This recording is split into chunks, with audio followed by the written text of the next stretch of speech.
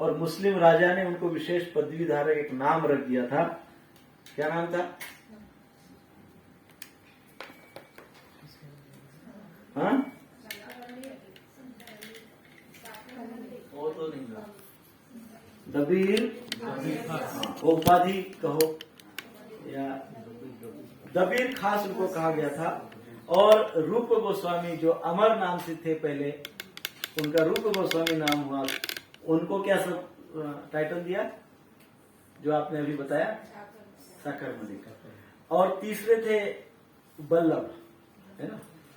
सो इस प्रकार से ये मुस्लिम राज्यकर्ता के राज्य में एक मंत्री के रूप में कार्यरत थे। अब इनके पास बहुत बड़े बड़े विद्वान लोग ज्ञान लेने के लिए आते थे, क्योंकि ये स्वयं बहुत विद्वान थे। परंतु भगवान के बड़े निस्सीम भक्त थे।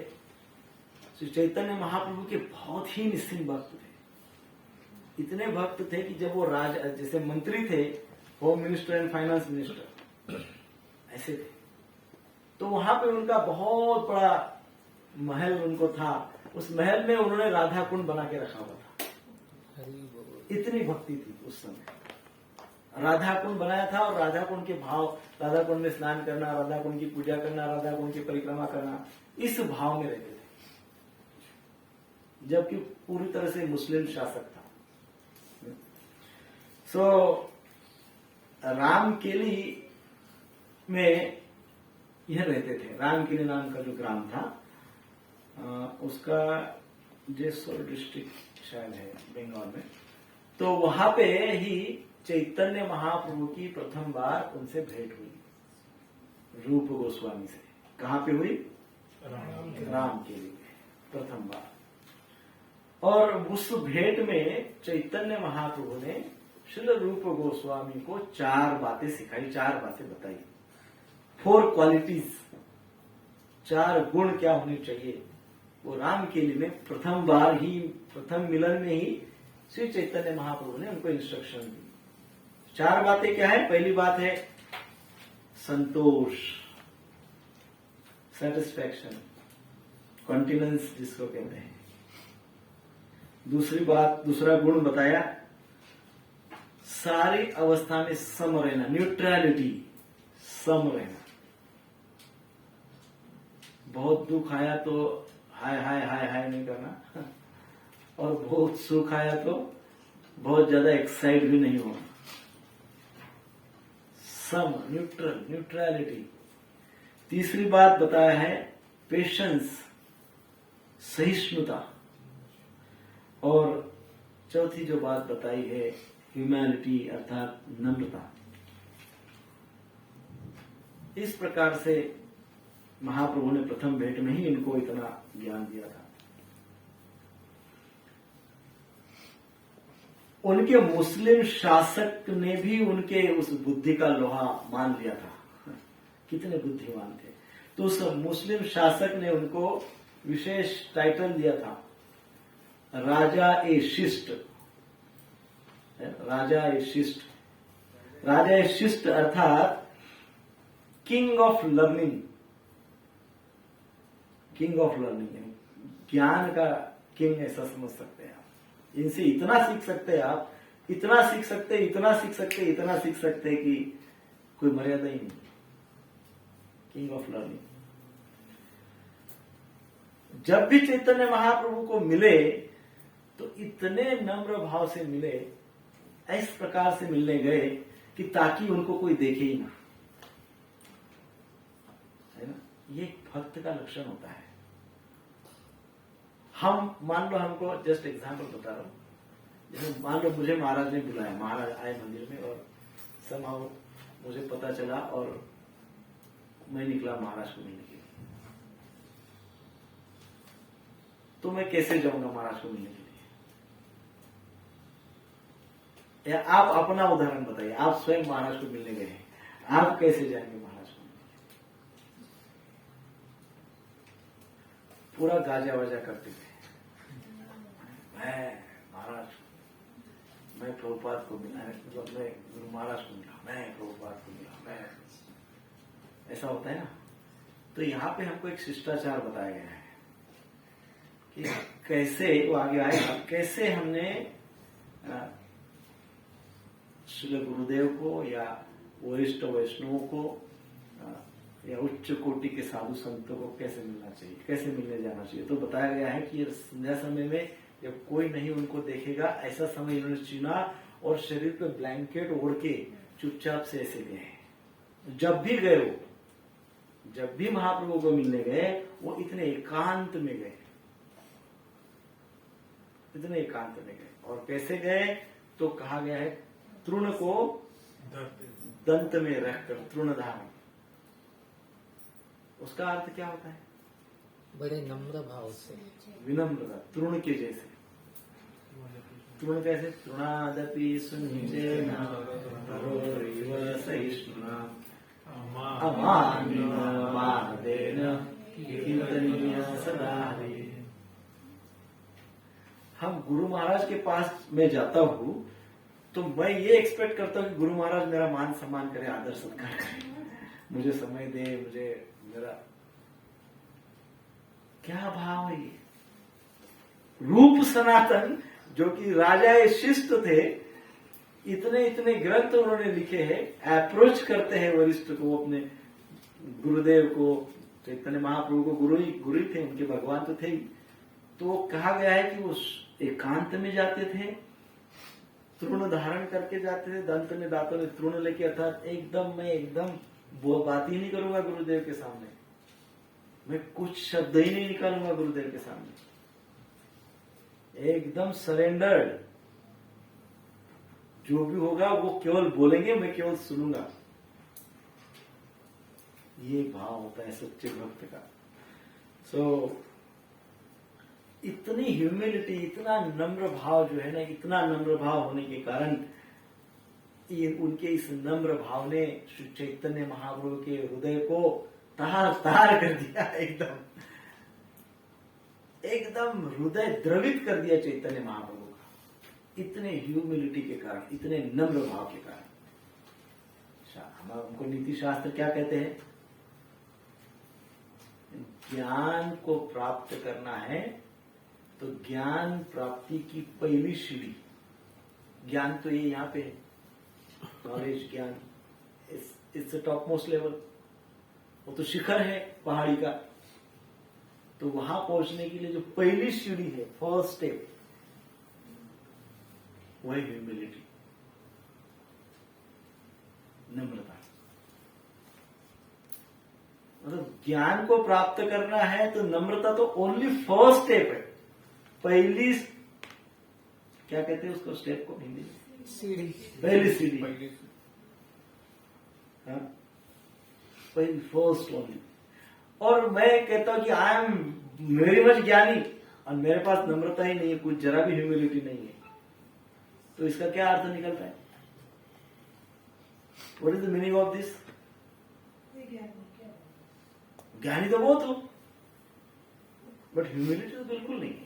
मुझे तो सब पता है, सब कुछ भी बोलो, मुझे सब पता है, बट ह्यूमिलिटी कुछ भी नहीं है। What does it means? Arrogance, अहंकार, ego. Ego destroys knowledge, ego destroys knowledge.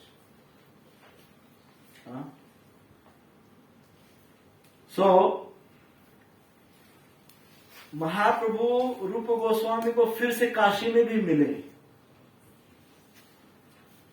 और काशी में मिलकर बहुत सारा उपदेश दिया उनको। 10 दिन तक मिलते रहे।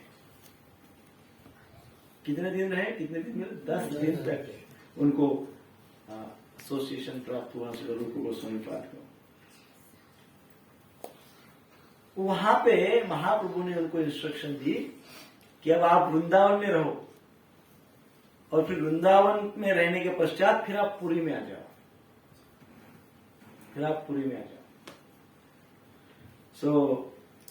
महाप्रभु के आज्ञा के अनुसार वैसे ही वृंदावन गए रूप गोस्वामी पाद और वहां से पुरी गए। रूप गोस्वामी पाद को स्वप्न में एक साक्षात्कार हुआ। वो साक्षात्कार में सत्यभामा उनके स्वप्न में आई। रूप गोस्वामी पाद के स्वप्न में सत्यभामा आई और जो वृंदावन और द्वारका लीलाएं है भगवान श्री कृष्ण की, वो वृंदावन और द्वारका लीलाओं पे कुछ लिखने का इंस्ट्रक्शन उनको दिया। किसने दिया? चलो रूप गोस्वामी को स्वप्न में इंस्ट्रक्शन दिया कि हे रूप गोस्वामी पाद, आप क्या करिए, आप भगवान श्री कृष्ण की वृंदावन लीला और द्वारका लीला पे कुछ लिखिए। सो वृंदावन लीला पे उन्होंने कौन सा ग्रंथ लिखा रूप गोस्वामी ने? विदग्ध माधव। वृंदावन लीला पे उन्होंने क्या लिखा? विदग्ध माधव। और द्वारका लीला पे क्या लिखा? ललित माधव। विदग्ध माधव और ललित माधव। सो उसके बाद फिर 10 महीने तक पुरी में भी श्रील रूप गोस्वामी पाद रुके हैं और उन्होंने कुछ मुख्य ग्रंथ लिखे हैं। विदग्ध माधव, ललित माधव, भक्ति रसामृत सिंधु, उज्ज्वल नीलमणि, दान केली कौमुदी, प्रयुक्त ख्यात चंद्रिका, मथुरा महात्म्य, नाटक चंद्रिका, गोविंद विरुदावली, लघु भागवतामृत, नेक्टर ऑफ इंस्ट्रक्शंस, हंस दूत काव्य, उद्धव संदेश, छंदोष्टौ दशकम। अब इसमें जो ड्रामा है, जो ड्रामाज है, उसमें से छंदोष्टकम, ये ड्रामा श्री चैतन्य महाप्रभु ने प्रथम बार परफॉर्म किया था। जो रूप गोस्वामी ने ड्रामा लिखा वो महाप्रभु ने परफॉर्म किया उसके ऊपर। Can you imagine? Chandrashekhar Acharya के घर में। It's very great thing. अब कुछ प्रमुख जो ये इस क्या कहते हैं घटनाएं हैं उनके जीवन चरित्र की, उसमें 1489 में रूप गोस्वामी का जन्म हुआ। 1514 राम केली में फर्स्ट टाइम श्री महाप्रभु के साथ उनकी मीटिंग हुई। 1516 प्रयाग में महाप्रभु जी से उन्होंने शिक्षा प्राप्त की और फिर वहां से वृंदावन गए। उस समय उनकी उम्र 27 साल की थी, 27 ईयर्स। प्रथम शिक्षा रामकेली में जब ली, तब प्रथम मीटिंग जब महाप्रभु से उनकी हुई, तब उनकी उम्र 25 साल थी, 25। 1517 में वृंदावन से नीलांचल तक उन्होंने प्रवास किया, चलते गए वृंदावन से नीलांचल। उस समय उनकी एज थी 28 ईयर्स। 1535 1535 में गोविंद देव प्राकट्य, गोविंद देव उनको प्राप्त हुए वृंदावन में। कौन कौन हमारे साथ वृंदावन यात्रा में आए हैं? तो आपको गोविंद देव की कथा स्मरण है। हम गोविंद देव मंदिर में गए और वहां पे कैसे गोविंद देव आविर्भूत हुए इसके ऊपर चर्चा की थी। तो आपको याद है कि भूल गए? भूलना बहुत स्वाभाविक है, याद रखना अस्वाभाविक है। Not that natural. सो उसकी चर्चा बाद में हम कभी करेंगे। 1535 अर्थात जब रूप गोस्वामी पाद 46 ईयर्स के थे, एट द एज ऑफ 46 उनको गोविंद देव की प्राप्ति हुई। 1545 में नेक्टर ऑफ डिवोशन, भक्ति रसामृत सिंधु उन्होंने पूर्ण किया। उस समय उनकी उम्र थी 56 ईयर्स। 1558 श्रावण शुक्ल द्वादशी 1558 अप्राकट्य लीला अर्थात डिसअपियरेंस डे। उस समय उनका उम्र 69 का था, 69 ईयर्स। श्रील सनातन गोस्वामी पाद के 26 दिन बाद श्रील रूप गोस्वामी अप्रकट हो गए, after 26 days of Srila Sanatan Goswami Radha Damodar मंदिर में। सो उनका गृहस्थ जीवन, जैसे कि जो फाइनेंस मिनिस्टर थे, उनका गृहस्थ जीवन 27 साल तक का था, और फिर व्रजमंडल में वो 42 ईयर्स तक रहे, 42 साल व्रजमंडल वास किया हुआ। तो इस प्रकार से ये ब्रीफ इंफॉर्मेशन श्री रूप गोस्वामी पाद के विषय में है। वैसे तो जितना हम कहे उतना थोड़ा है, ना ही हमारी कोई योग्यता है। हम तो उनके विषय में एक शब्द बोलने का भी हमारे पास क्वालिफिकेशन नहीं है, योग्यता नहीं है। परंतु वैष्णव की कृपा, गुरु महाराज की कृपा, श्रील प्रभुपाद जी की विशेष कृपा और संपूर्ण गुरु परंपरा का विशेष कंपैशन, हम कुछ शब्द उनके विषय में चर्चा कर पाते हैं। अन्यथा इतने एक्साल्टेड, इतनी बड़ी पर्सनालिटी, रूप मंजरी, कृष्ण लीला में जो रूप मंजरी है, वो उनके विषय में हम एक सर्वसाधारण जीव क्या चर्चा कर सकता है। परंतु प्रभुपाद जी की विशेष कृपा है। प्रभुपाद जी ने संपूर्ण शास्त्र को, जैसा हमने पहले भी कहा है, संपूर्ण शास्त्र को एक कमंडलू में स्थापित कर दिया, कमंडलू में भर के ले गया, और उस कमंडलू से सारे संसार को वो शास्त्र का ज्ञान पिलाते रहे। ऐसे श्रील प्रभुपाद जी की विशेष बात है। सो श्री चैतन्य मनोभीष्टम स्थापितम येन भूतले, आगे क्या बोलिए सर? स्वयं रूप कदा मह्यम, रूपानुग भक्ति का प्रचार श्रील प्रभुपाद जी ने किया है। सो प्रभुपाद जी क्या कहते हैं, प्रभुपाद जी क्या कहते हैं रूप गोस्वामी के विषय में, वो हम चर्चा थोड़ा पढ़ते हैं।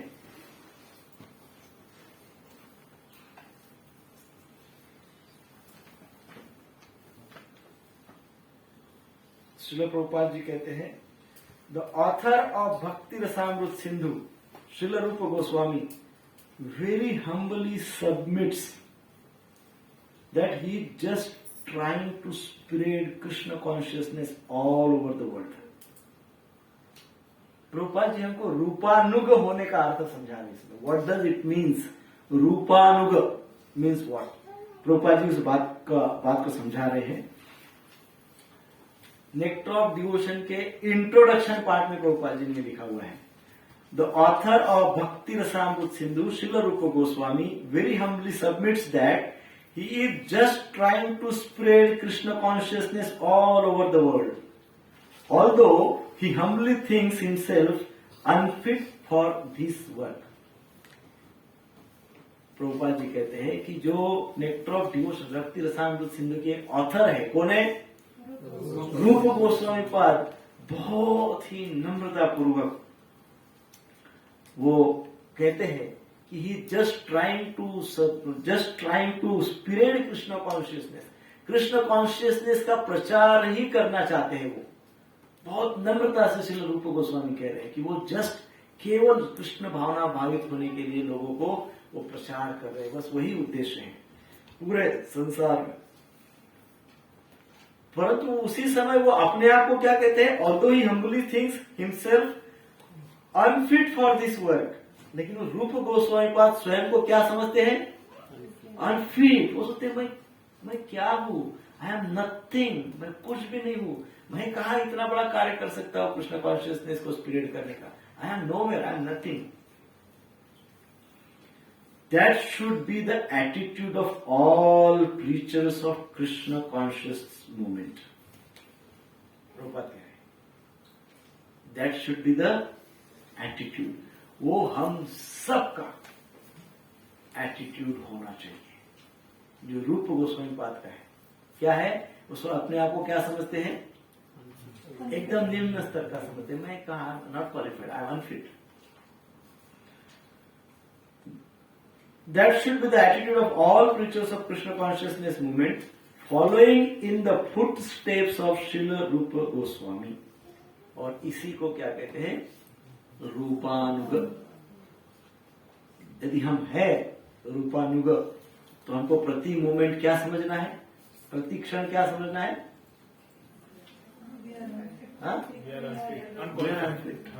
Unqualified. I am not blah blah blah. I am just nothing. नहीं? लोग अपने आप को एकदम बड़ा ऐसा नहीं. That's not रूपानुग देव. वो रूपानुग नहीं है. रूपानुग means what?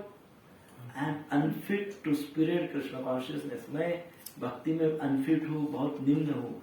बट यदि मुझ पर कृपा हो जाए तो मैं निश्चित ही भगवान की सेवा कर पाऊंगा. मैं निश्चित ही स्पिरिचुअलाइज अपने डिजायर्स को करूंगा. मैं निश्चित ही अपने बिहेवियर पैटर्न को चेंज कर दूंगा यदि कृपा हो जाए. So I am seeking mercy always 24/7. We are seekers. Somebody says this. We are seekers. We are not speakers only just. We are seekers. Right? हम बोलते हैं, प्रचार करते हैं, ठीक है, परंतु एट द सेम टाइम हम we want mercy. We are seeker of mercy. कृपा चाहिए. Right? तो प्रभुपाद जी कहते हैं फिर जो इस प्रकार के भाव रखते हैं वो क्या है? वो रूपानुग है. नेक्स्ट प्रभुपाद जी कहते हैं we should never think of our self as a great devotee और great preacher, but we should always consider that we are simply instrumental to the previous acharya. हम हमारे पूर्ववर्ती आचार्यों के कृपा को ही प्राप्त करते रहेंगे और उनके अनुगत्य में, उनके आदेशानुसार, उनके कहने पे ही चलेंगे. मेरा अपना कहना कुछ नहीं है. हाँ? मेरा अपना कहना कुछ नहीं होना चाहिए. So but should always consider that we are simply instrumental to the previous acharyas, and simply by following in their footsteps we may be able to do something for the benefit of suffering humanity.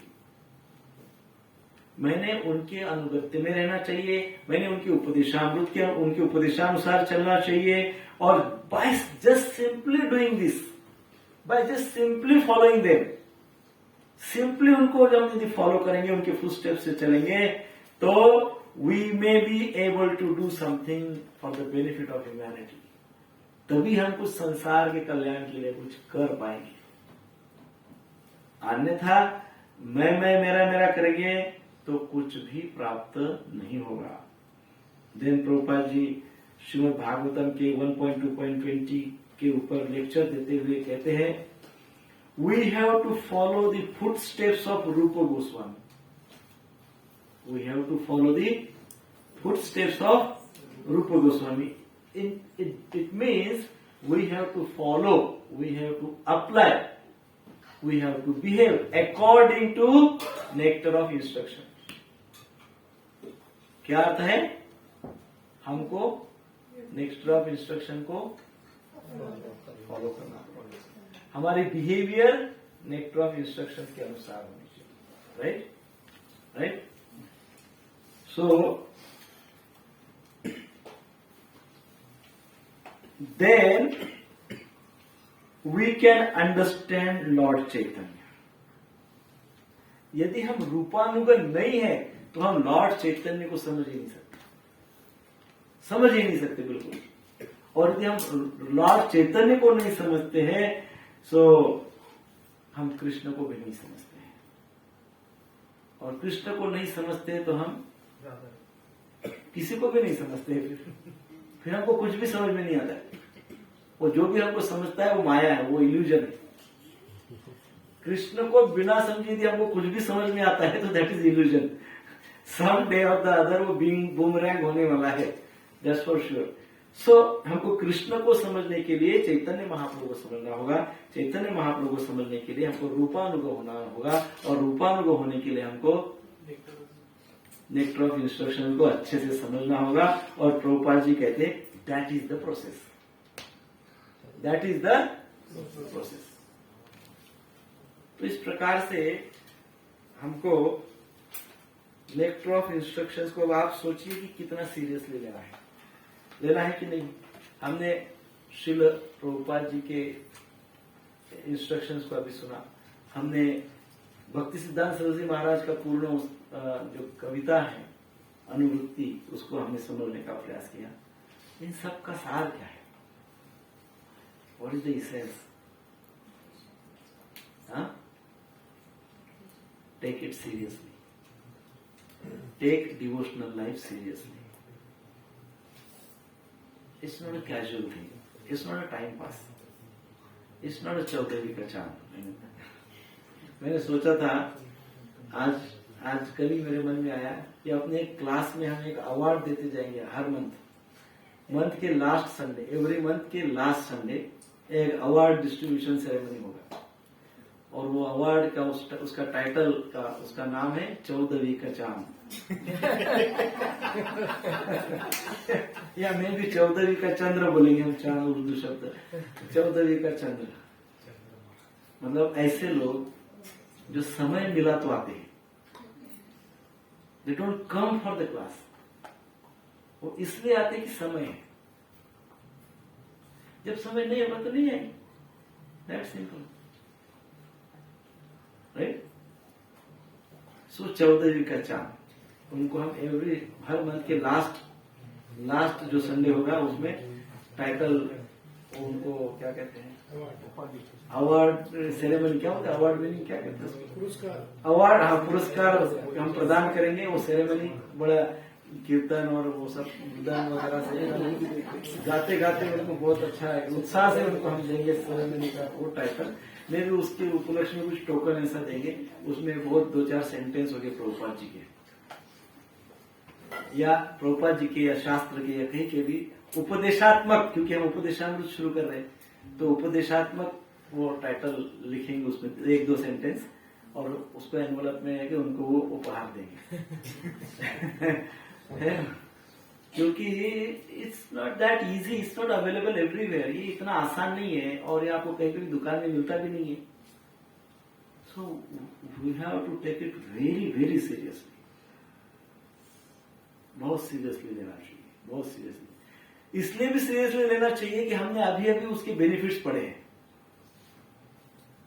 बहुत benefits है ना। सो मैं आशा करता हूं कि हम इसको बहुत अच्छे से लें। क्या समझ रहे हैं? 10 मिनट्स है और 5 मिनट्स, ओके।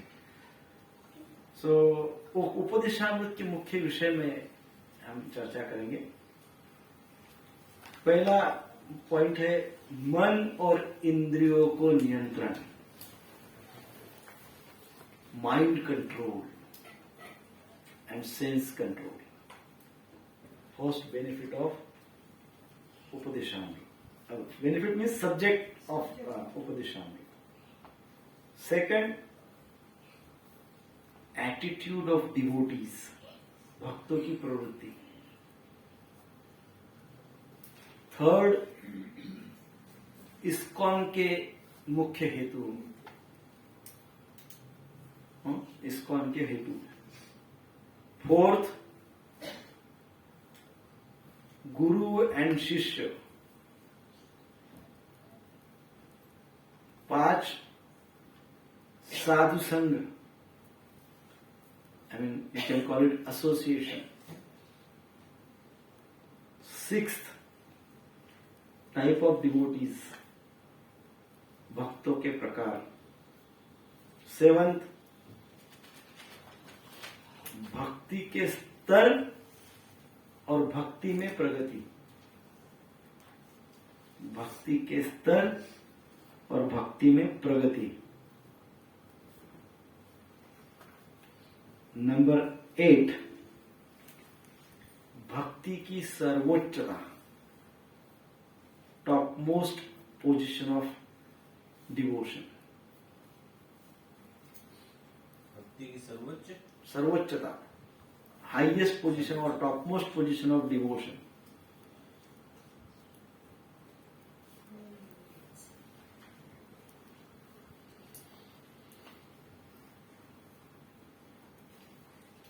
जैसा कि पहले कहा, ये आध्यात्मिक प्रगति का मार्ग है। नेक्टर ऑफ इंस्ट्रक्शन से शुरुआत होती है। तो नेक्टर ऑफ इंस्ट्रक्शन के 11 श्लोक है। पहले जो 3 श्लोक है 1, 2, 3, पहले 3 श्लोकों में श्रद्धा इस विषय पे चर्चा है। श्रद्धा। श्लोक संख्या 4 to 6, श्लोक संख्या 4 to 6 एसोसिएशन, साधु संघ, इसके ऊपर चर्चा है। श्लोक संख्या 7, ओनली 7, भजन क्रिया, अनर्थ निवृत्ति, निष्ठा और रुचि। भजन क्रिया, अनर्थ निवृत्ति, निष्ठा और रुचि। श्लोक संख्या 8, ओनली 8, आसक्ति, अटैचमेंट फॉर डिवोशनल लाइफ।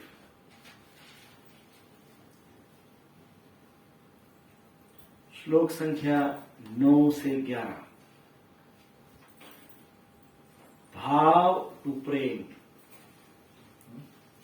भाव टू प्रेम, भाव to Prem.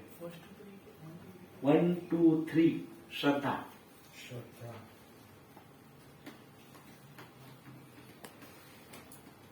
so 4 to 6 association, साधु संघ, एसोसिएशन ऑफ डिवोटीज।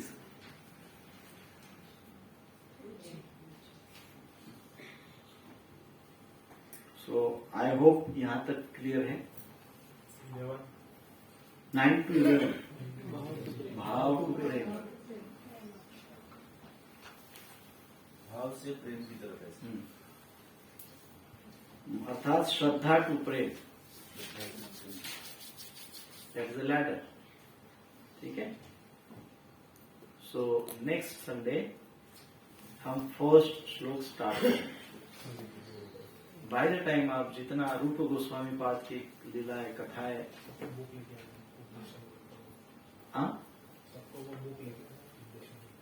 हाँ, रूप गोस्वामी पाद के विषय में पढ़िए जितना आप पढ़ सकते हैं। और नेक्स्ट टाइम आपके पास नेक्टर ऑफ इंस्ट्रक्शन नाम का ग्रंथ कंपल्सरी है। 10-20 रुपीज का। कितने का है? 15-20 रुपए का है, मंदिर में मिलता है। उपदेशामृत एक इंग्लिश में भी मिलता है जिसका नाम है नेक्टर ऑफ इंस्ट्रक्शंस। हिंदी किसी को हेवी जाता हो तो आप इंग्लिश में पढ़िए। The name is nectar of instructions. ठीक है। तो ये बुक लेके आना कंपलसरी है, क्योंकि नेक्स्ट टाइम हम श्लोक पढ़ेंगे, तात्पर्य पढ़ेंगे, तो आपके पास बुक नहीं होगा तो सबको पढ़ना होगा। थोड़ा थोड़ा एक एक पैराग्राफ सब पढ़ेंगे तो बिना बुक के आप पढ़ नहीं पाएंगे, इसलिए बुक इज कंपल्सरी। ठीक है। कोई प्रश्न है? हाँ,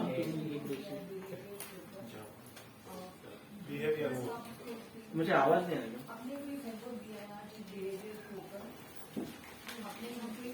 होमवर्क दिया है बिहेवियर के ऊपर। किसी को क्या होमवर्क दिया है?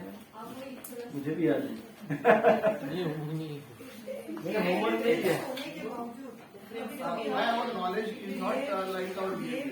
अच्छा, आपको पूछ, मैंने क्या बोला और जानना चाहते हैं? हाँ, मैं ये बोल रहा था कि हाँ, बहुत ज्ञान होता है और हमारे पास इंटेलेक्चुअल कैपेसिटी भी बहुत होती है। हम बड़े बड़े साइंटिस्ट हैं, हम बड़े बड़े मैनेजर हैं, हम बड़े बड़े बिजनेसमैन हैं, हम बड़े बड़े पोस्ट पे हैं, हम कई लोगों को गाइड करते हैं, लेकिन कई बार हमारी बिहेवियर गड़बड़ हो जाती है। बिहेवियर कई बार ऐसी होती है कि so bad. So there is a gap between intelligence and behaviour. It means what? It means हम जैसा बोलते हैं वैसा चलते करते नहीं, अर्थात जैसा सोचते हैं वैसा करते नहीं। यदि इंटेलेक्चुअल में सोचता हूँ तो मेरी बिहेवियर भी अकॉर्डिंगली होनी चाहिए, वो नहीं होती है। There is a gap. So ऐसा कदापि जरूरी नहीं है कि मैं बहुत इंटेलिजेंट हूं, इट मीन्स मेरी बिहेवियर बहुत अच्छी है, एंड दैट इज डेंजरस। सो शास्त्र क्या कहता है? आचरण। प्रभुपाद जी क्या कहते हैं? फर्स्ट प्रायोरिटी इज टू आचरण, योर बिहेवियर, है ना। इसीलिए मैंने उदाहरण जो दिया पंडित जी का, भागवतम का, तो दूसरों को बोलने के लिए बहुत सी बातें हैं, स्वयं के बिहेवियर के लिए कुछ नहीं है। सो वो है हिपोक्रेसी, दैट्स बैड। वैसे व्यक्ति को कभी भक्ति प्राप्त नहीं होती। इसलिए हमारे बिहेवियर को वॉच करते रहिए, हम कैसे बिहेव करते हैं। सो वो एक होमवर्क है, चाहिए तो हम अपने बिहेवियर को कैसे अपग्रेड करें। हम स्वयं से ज्यादा दूसरा नहीं बोल सकता इसमें कुछ। हमारे बिहेवियर को वॉच करने वाले हम ही सबसे बेस्ट हैं। दूसरा तो क्या है, कभी कभी देखता है हमका हमारे बिहेवियर, लेकिन नॉर्मली फ्रिक्वेंटली हमारी बिहेवियर तो हम ही देखते हैं कैसी है ना। तो अपने बिहेवियर को वॉच करिए, और जब गलत हो जाते हैं तो तुरंत क्या करना चाहिए। मान लो हमने वॉच किया और पता चला कि मेरी बिहेवियर बहुत गड़बड़ हो गई, बहुत गलत हो गई, क्या करना चाहिए?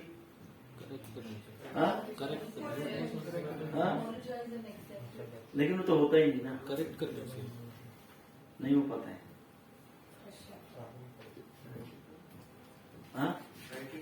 भी राइट इट डाउन, बट फिर भी करेक्ट। शास्त्र कहते हैं तुरंत गुरु को सरेंडर होना चाहिए।